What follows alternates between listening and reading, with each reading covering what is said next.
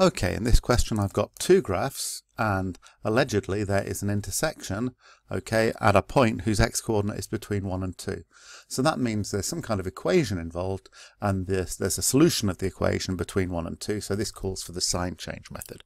So firstly we need an equation to solve, then we need to set up an f of x that has to equal 0, and then we're ready to do the standard sign change method. So intersection of graphs is simultaneous equation. So I have the first equation here and the second equation here. They're both y equals equations. So when I've got simultaneous equations that are both y equals, we say at an intersection to explain what we're doing, and then the two equations have to agree about what y equals. So the first version of y has to equal the second version of y.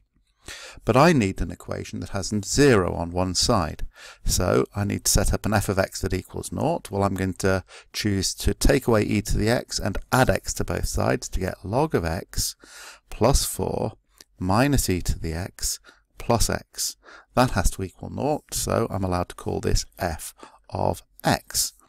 Okay, I need to show there's a solution between 1 and 2, so I need to set up f of 1 and f of 2. I can find those by substituting on the calculator. I'm going to use the X memory for 1 and 2 so that I don't have to do lots of retyping into the calculator. And when I did that on my calculator, I got these two values, which you can feel free to check. And then I've got to make the standard statement here. So I have to observe that I've seen a sign change in f of x between x is 1 and x is 2. I need to point out that f of x is a continuous function.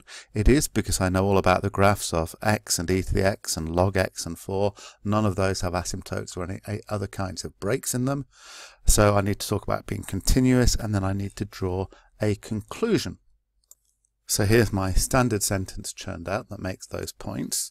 Okay. However, the question wasn't about solutions to equations, it was about the intersections of graphs. So I do have to draw the conclusion, and I don't have to make up my own wording. All I need to do is copy out this bit, but I must reach the conclusion that's stated in the question.